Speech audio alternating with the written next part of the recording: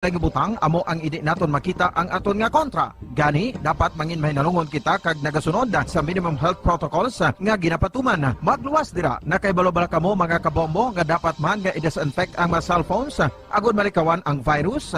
Santo sa pagtuon, ang isa ka typical nga cellphone user ang nagtandog sang cellphone sang 2,617 ka beses kada adlaw. Apang kon extreme cellphone user ka naman, ginatandog mo ang imo gadget sa masobra sa 5,400 ka beses sa isa ka adlaw. Paano i-disinfect ang mga cellphones? Una, dapat i-shutdown ini anay kagkuhaon sa case antisilimpyuhan. Sunod, bason ang tela sang tubig nga may lakot nga habon o kon rubbing alcohol. Pwede man magamit sang wet wipes nga may 70% isopropyl alcohol. Gamit ini, krapuhan ang screen, likod kag kilid sang cellphone. Siguraduhon nga wala sang moisture nga magasulod sa mga port. Syempre, limpyuhan man ang phone case antes ibalik diri ang cellphone.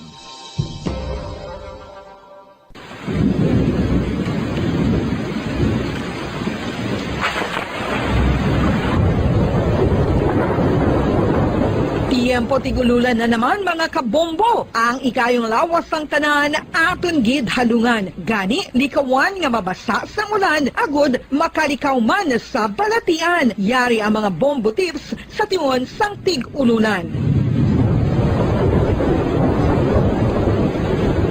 Masami nga magdalagid sang payong. Kung wala sang payong, magdala sa mga butang nga sarang makaprotekta sa imo kung maabdan sang ulan, kaangay sang raincoat ukon jackets. Likawan ang trangkaso ukon anuman nga pamalatian nga nagaguluwa sa tion sang tigululan paagi sa pagpabilin nga hindi mabasa sang ulan. Magdala sang extra towel ukon tuwalya kag mga bayo bilang ilislan agud madasig nga magmalak in kasugid man nga mabasa sang ulan. Magpabilin sa mga lugar nga may atop o kung sarang mapasilungan samtang nagahulat sang salakyan. Likawan man nga mag-ubog sa tubig baha, ilabi na kung ikaw ang may pila sa tiil o kung din man nga bahin sang lawas. Ang ihi kag iban pa nga body fluids gikan sa mga infected nga sapat mahimo magtugas sang leptospirosis. Ang pag-angkon sang leptospirosis delikado o kung makamamatay. Sarang ini makatugas sang kidney damage, meningitis, liver failure, respiratory distress, kag ang pinakamalala, ang kamatayon. Kung hindi malikawan nga mag-ubog sa tubig baha, magsuksok sang butas.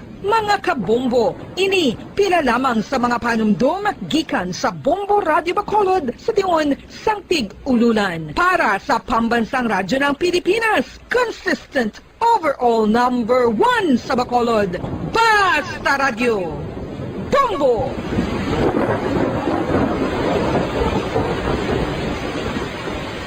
Ano ang RA 9003? Yari ang mga butang nga dapat mo mahibaluan angod sa Ecological Solid Waste Management Act of 2000. Ang Section 10 nagamando sa decentralization sang waste management o kung paghaboy sang basura. Sa iya implementing rules, ginamanduan ang mga barangay nga magtukod sang Barangay Solid Waste Management Committee. Ano ang mga katungdanan sang barangay? 5 dekada nang nagtatanggol sa mga mamamayan, patuloy na nagsasaliksik at mabilis maghatid ng mga balitang siksik at malaman. Patuloy na nangunguna sa mga issue, drama, promo at serbisyo publiko. Ito ang Bombo Radyo Bacolod, ang pambansang radyo ng Pilipinas. Basta Radio Bombo!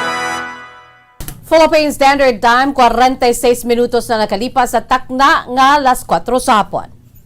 Bombo Radyo Bacolod. Number 1! Basta Radio Bombo! Maayong hapon, syudad sang Bacolod, kabugusan nga probinsya sa Negros Occidental, bugos nga Pilipinas, kag bugos nga kalibutan. Niyari naman ang pagdulong naman sa inyo sa madalalad ko. Bag-o, mainit-init pa nga mga balita dali sa Bombo News and Views Afternoon Edition. Subungan daw Lunes, petsa 25 sa bulan sa Oktobre 2021. Kag sa aton sining Bombo Radio and Star FM Christmas Countdown, we have 61 days to go before Christmas. Kagkaroon mga kabombo dito kita sa aton si mga headlines. Pari sa syudad sa Bacolod, nagahingyo sa gobyerno nga kung tani buksan lang ang mga sementeryo sa Tigkalalag, magasunod lang sa health protocols. Kura paroko sang St. John the Baptist Church sa Punta Taytay. Magapatigayon sang misa sa sulod sang 3 ka adlaw para sa tigkalalag. Samtang 93% sa mga inmates sa Western Visayas na bakunahan na batok sa coronavirus. Isla sang Boracay, buksan na sa fully vaccinated individuals nga hindi na magpresentar sang RT-PCR test sa masunod nga bulan. Motibo naman sa pagpatay sa 42 anyos nga lalaki sa Banwa San Salvador Benedicto ginatumod pa sang mga kapulisan. Mga Pinoy sa Japan, proud sa pagdaog sang Pinoy gymnast nga si Carlos Yulo sang gold kag silver medal sa 2021 World Artistic Gymnastic Championships. Amoy ato mga kabombong aton sa mga headlines kagkaron lito na kita sa mga detalye na sa ato nagapangunang nga mga balita upod sa inyo sini nga mga tagbalita. Bombo Zaudi for the second. Kag Bombo Jazz de Jesus Madrigal. Sa ato nagapauna nga balita, hindi konforme ang parish priest sa parokya ni San Jose sa Henrietta Village, Barangay Singkang Airport sa pagpasarado sang gobyerno sa mga sementeryo kadungan naman sang Tigkalalag. Sunod sa kay Father Jonas Sumagaysay bilang kabahin sa simbahan kay isa ka pumuluyo, ginatanaw sini nga hindi matag kag consistent ang pagpatuman sa gobyerno. Aminado ini nga tinutuyo amo ang makontrolar ang pagsaka sang COVID-19. Apang ginakatingala sini kun nga ginapasarado ang sementeryo kadungan naman sa makaisa ka beses o kung sa makaisa ka beses sa isa ka tuig lamang nga tradisyon bangod sa kangawa nga maglapta ang COVID-19. Apang nagapadayon naman ang pagpanugot sa pag-opera sa mga cinemas, movie houses, mga malls, subong man ang Dolomite Beach sa Manila ginadugok sang tawo. Sunod diri kun luya gid man sang pagsarado, dapat nga patas ini nga ginapatuman kaga hindi na nga gina-single out gid.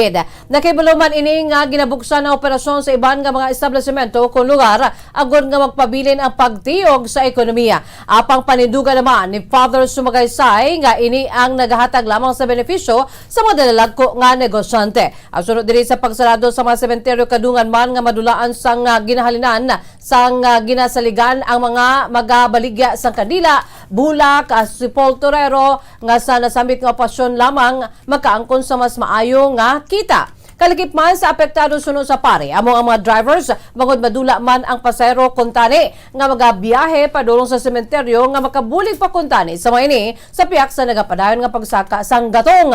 Panumdum sini nga mas dako pang risgo sa paglaton sa mga malls, labi na gid kon may nagapadayon sang sale nga mahimo man mangin super spreader. Sunod diri mahimo nga buksan lamang ang mga sementeryo kadungan sa Tigkalalag apang siguraduhon lamang nga nagasunod sa bahin sang minimum health protocols. Patag sini nga luyag lang nila sang patas nga pagpatuman bangod kaangay nga ginapaboran lamang ang dalagko nga mga negosyante apang wala naman ginahatagan sa pagtamod ang mga magagmay nga mga negosyante. Apang pasalig sini nga kun anuman ang pagpatuman sang gobyerno magasunod gihapon ng simbahan kag ipanugyan man sa mga tumulo ang pagkooperar. Kung sila kita may transmission, may naagila single out na to yung partiyo. Ngamon dito sa mga mood, wala iya super spreader. In fact, ang super spreader ko talong kong rin, so sa mga eksperto na ito nga kasi nga crowded close area, mga mall, ano na pakatalagom, dali kaya nga ito diya ginambal sa nga, i-observe na lang ang protocol. Hindi mo mabuksan ang ating mga partiyo, kasi i-observe na ito ang minimum health protocol. Kamay sa magpahig ni Father Jonas Sumagaysay, Parish Priest sa parokya ng San Jose sa Barangay Singkang Airport, Bacolod City. Ginpahayag sang parish priest sa St. John the Baptist Church sa Barangay Punta Taytay nga mas may pinaagi nga mas may maayo nga pinaagi sa pagdumdom sa mga minatay magluwas sa pagbisita sa mga patio. Suno kay Father Agustin Agot Hinayan, natural na nga sentimental ang mga Pilipino kung sa din dako ang ginahatag nga bili sa close family ties kag ini ang tubtub pa sa minatay. Tradisyon naman ang pagduaw sa mga sementeryo sa mga nagtaliwan nga himata.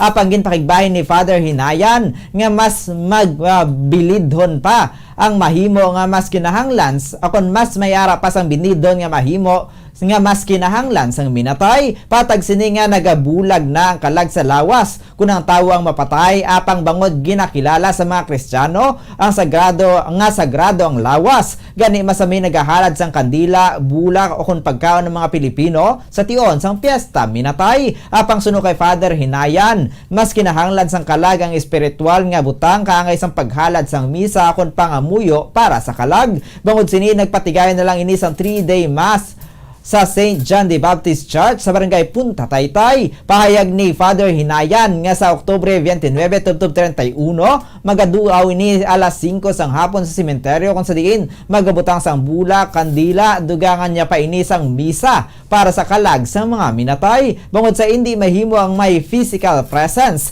ini na lang ang magapadulong sa sementeryo kay iga live stream ini patag sini nga magluwas sa pagrepresentar sa akon pagrespetar sa sementeryo akon sentimento dapat man nga ihatag ang kinahanglanon mismo sang kalag dugang pa sini nga may misa man ini nga buhaton sa Nobyembre 1 kag 2 alas 6:30 sang aga samtang alas 10 naman sang aga sa Sacred Heart Memorial nga ilagi hapon nga iga live stream. Nagalaom si Father Hinayan nga magabalik na sa normal sa masunod nga tuig agod nga liwat na nga magbuhat ang aton nga nakaandan. Dire sa ato sa Punta Taytay, naghimo ako sang misa triduo, 3 days mass. Halimbawa, sa Betsa 29, 30 hanggang 31, alas 5 sang hapon. Pagkatapos na duaw dito sa sementeryo, magbutang kandila, butang bulak. Let's make it a very, very essential. Let's pray together with the mass para sa kalag sa mga minatay. Kagina live stream, ang hindi makakadto, pwede makamonitor sa amon ng Facebook account. Sapit sa 1 kay sapit sa 2 amo man ang himuon na ako.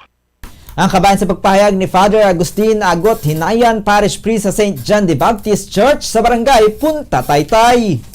Samtang nagdagat na sa 93% sa mga person deprived of liberty o PDL sa Western Visayas ang fully vaccinated na sa COVID-19 vaccine. Sunod kay Attorney Jairus Anthony Duhelio, ang tagpamaba sa Bureau of Jail Management and Penology kon BJMP, may kinamatarong nga mabakunahan batok sa COVID-19 ang mga detainees sa binagid sa karon nga tuman ang pagpanghalit sang COVID-19. Kadungan sa vaccination program sa gobyerno, madamo naman nga narisari nga ahensya ang nagapatigayon sa pagbakuna kalakip na diri ang BJMP. Magluwas sa mga BJMP personnel nga yara na sa 99% na bakunahan ang mga PDL nga ila na sakupan ang padayon sa pagbakuna. Ginapakaamayo naman ni Duhelio nga 7% na lamang sa mga preso nga yara sa detention cells ang wala pa mabakunahan. Ang branch ng COVID-19 vaccine ang nabakuna sa nabakuna sa mga PDL sa Western Visayas ang lakipan sang Sinovac, AstraZeneca kag Janssen vaccine. Patag naman ni Duhelio nga may mga nurses sa sulod sang BJMP facility nga amo ang nagabakuna sa mga priso. Kadungan sa pagtaas ang numero sang fully vaccinated sa BJMP facility, igadusot naman kung mahimo na nga makapasulod sang bisita para sa mga priso basta masunod lamang ang health protocol. Antes magtakop ang 2021 ginalauman nga fully vaccinated na ang tanan nga BJMP personnel ka mga PDL sa Western Visayas.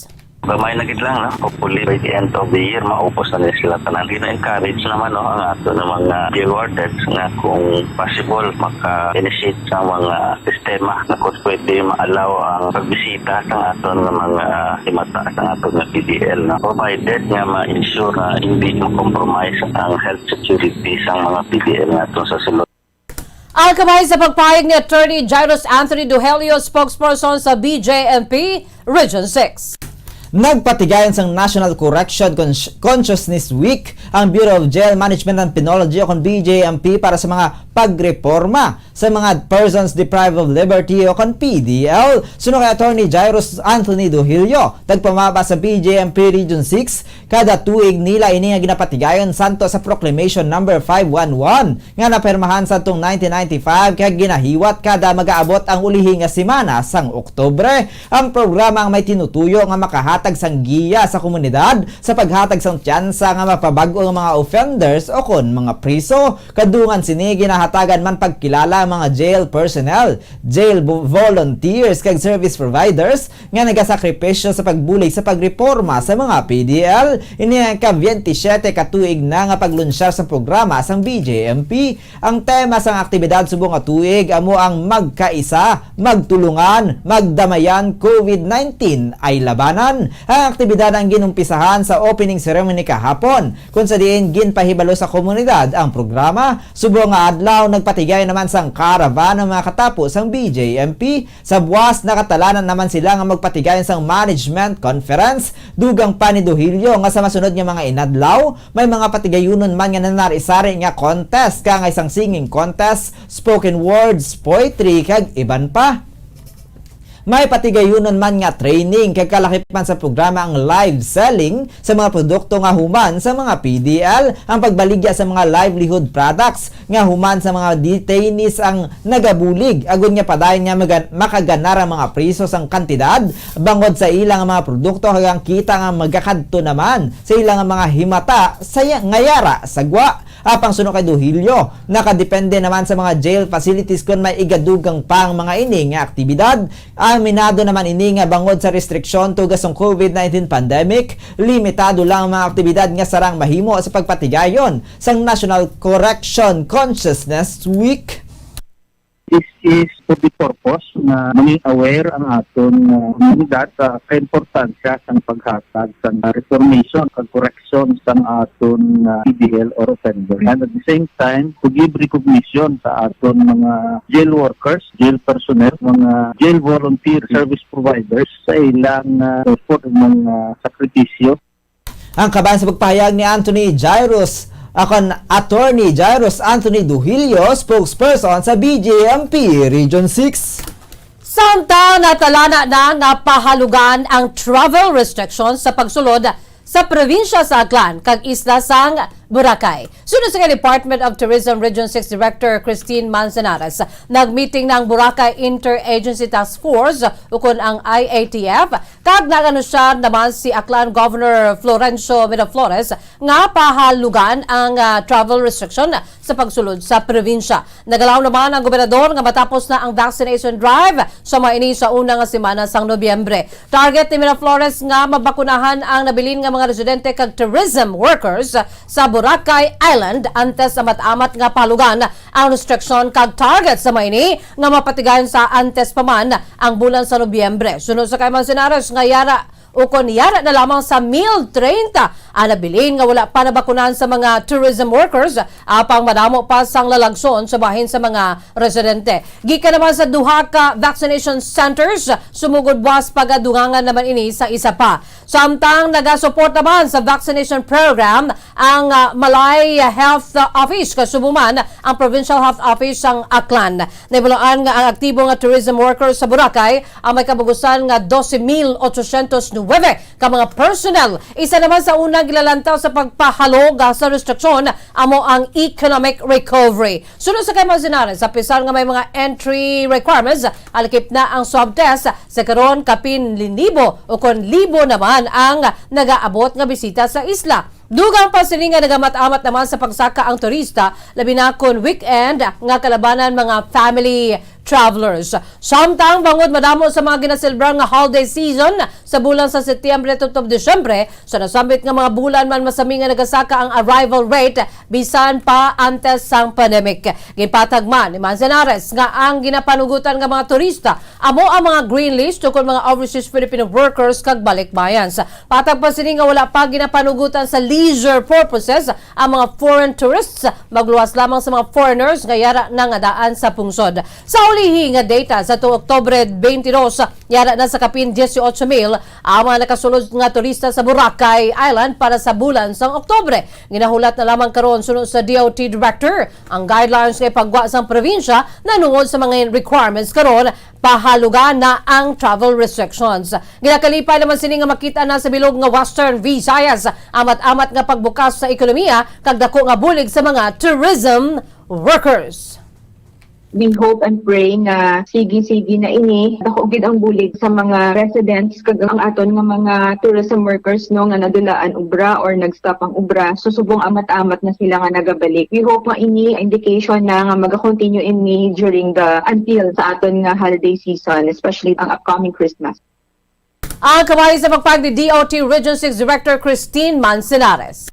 Nagapabilin nga wala pa matumod ang nagtadtad sang luthang sa 42 anyos nga lalaki sa sitio Magasin, Barangay Bagos, Salvador Benedicto, Negros Occidental sang Sabado sang gabi. Madumduman niya gintadtad sang luthang sang 3 ka mga armado nga kalalakinhan. Ang biktima nga ginkilala kay Geoffrey Torreña, suno kay Police Lieutenant Everly Canto, Deputy Chief sang Salvador Benedicto Municipal Police Station. Wala pa Manila natumod ang matuod nga rason sa pagluthang, hapang may mga impormasyon ng mga ini nga nabaton nahanungod sa pagsettle sang biktima sang tinalikdan sa barangay angot sa duta. Apang paatag ni Kanto nga wala nila ini gilayon ginapatihan nga motibo na sa krimen, bangod wala man ini isang ebidensya. Dugang pa sang Deputy Chief nga hindi man palahubog kag wala nagamaoy ang biktima. Payag ni Kanto nga maayo nga tawo si Torreña nga mo ang nagabulig sa kapulisan bilang messenger, bangod ang barangay Bago ang yara na sa boundary sang Salvador Benedicto kag Calatrava, kung sa din wala sang masagap nga signal.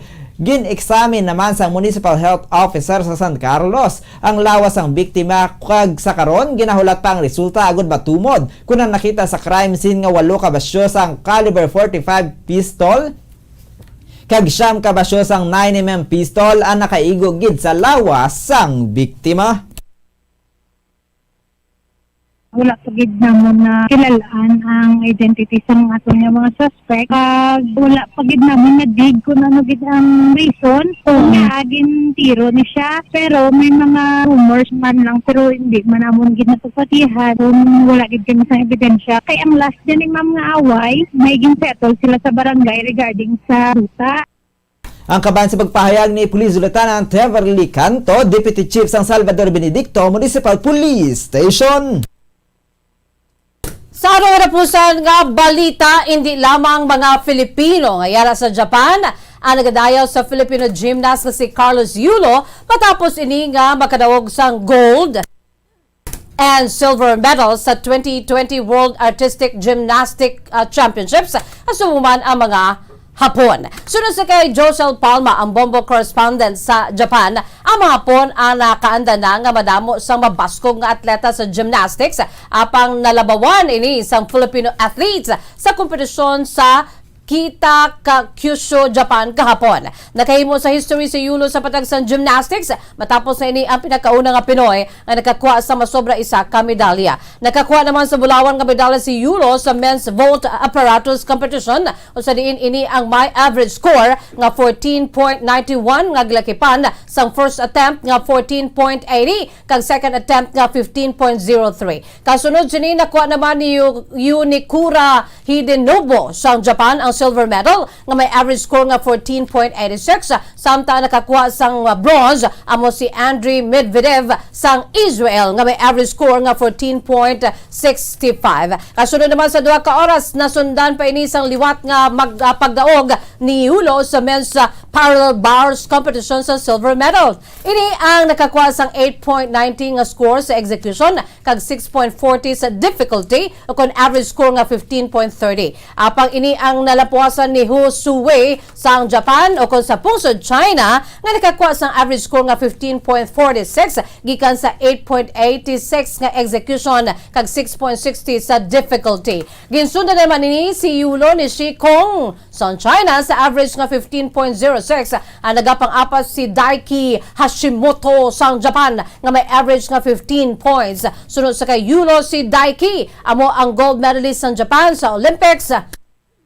Kag marumduman nga wala ma-qualify si Yulo sa medal podium sa Tokyo Olympics sa nakaligad apisan nga nagpanguna ini sa qualifying rounds bangod nga nakaangkon man ini sang deduction kasunod sa paglapaw sa gintalana nga linya. Kahapon napamatuda naman sini ang kaugalingon kasunod sa nangin matinlo nga execution nga nagtuga sa pagkuha sang bulawan nga medalya kasubong man ay isa pa ka silver medal. Kahapon ginpamatudan niya bangod sang iya matinlo nga execution nakuha gid niya ang bulawan niya medalya kag subungan sa parallel bars sa qualifying finals ini siya ang nag top 1 man pero sa finals nag silver medal kag amo ini ang iyang achievement nga nagluklok sa iya o kung nagbutang sa iya sa history bilang pinakaunang Filipino gymnast nga nakakuha sang multiple medal sa World Championships. Kamay sa pagpag ni Bombo International Correspondent tukod International Samurai Correspondent Josel Palma. Philippine Standard Time, 6 minutos na nakalipas sa takna ng alas 5 sapon mga kabombo. Kagamoy ato mga kaundahan sa ato nagapanguna nga mga balita dito sa Bombo News and Views Afternoon Edition. At as kita magtakop, aton anay panumbalikan aton si mga headlines. Pare sa syudad sa Bacolod nagahingyo sa gobyerno nga kuntani buksan lamang ang mga sementeryo sa Tigkalalag, magasunod lamang sa health protocols. Kura paroko sa St. John the Baptist Church sa Punta Taytay magapatigayon sang misa sa sulod sang 3 ka adlaw para sa Tigkalalag. 93% sa mga inmates sa Western Visayas na bakunahan na batok sa coronavirus. Isla sang Boracay buksan na sa fully vaccinated individuals nga hindi na magpresentar sang RT-PCR test sa masunod nga bulan. Motibo naman sa pagpatay sa 42 anyos nga lalaki sa banwa sang Salvador Benedicto ginatumod pa sang mga kapulisan. Mga Pinoy sa Japan proud sa pagdaog sang Pinoy gymnast nga si Carlos Yulo sang gold kag silver medal sa 2021 World Artistic Gymnastic Championships. Amoyad to mga kabombo ang pagdulong namon sa inyo sa madalalag ko bag-o mainit-init pa nga mga balita dito sa Bombo News and Views Afternoon Edition. Subong adlaw Lunes, petsa 25 sa bulan sa Oktubre tuig 2021. By the way, mayara na lamang kita sang pila ka adlaw para sa aton sining Bombo Radio and Star FM Christmas countdown. We have 61 days to go before Christmas. By the way, standby na kamo sa masunod nga programang Bombo Reports Afternoon Edition. Upo naman sa kay Bombo Dennis Rubica. Kag sa gihapon, ini ang inyong mga tagbalita. Bombo Zaudi Foro II Kag Bombo Jazz de Jesus Madrigal. Para sa pambansang radyo ng Pilipinas, consistent overall, #1 sa Bacolod, Basta Radyo Bombo! Sabay naman sa aton siningan news analysis nga gipadala sa aton maukon nga tagpalamati pagkabasaw ni Bombo Daniel Lecciones, ini ang may tigulo, Scammer. Scam ang nagamadinalagon, bangod madamo sa mga tao ang dali nga intuon sa ginatanyag nga mga bagay nga masyado katahom, hindi kagid makabalibad kung ikaw ang dalalon. Sa investment scam, madamo ang naghilibion, mga tao nga nagkala-biktima wala sang basuron. Silang madugay na nga ginapandaman kag ginapatagan apang nadala sa mga lunsay patalang. Kangay man sa politika, may mga nagapadalagan nga daw sa scammer man ang tirada. Hubugon ka sang ila mga propaganda, ginapaagi nila sa social media. Gani karon maghalong gid kita, hindi basta magtati sa aton makita. Buguson gid naton ang aton nga mga panghuna-huna sa isa lang kasala nga desisyon pungsod ang madisgrasya. Ang iling nga panghuna-huna kay pananawan ang ginpadala ni Perfecto Villarosa sang Barangay Mansilingan, Bacolod City. Sa mga tagpalamati sang Bombo Radio Bacolod, pwede man kamo magpadala sang inyo panghuna-huna kag pananawan sa Bombo News and Views Afternoon Edition. Care of DYWB Bombo Radio Bacolod, CBS Development Corporation Building, Lacson Street, Mandalagan, Bacolod City. O kung pinaagi man sa email address ang Bombo Radio Bacolod, bombo_bacolod@bomboradio.info. Subong nga mayara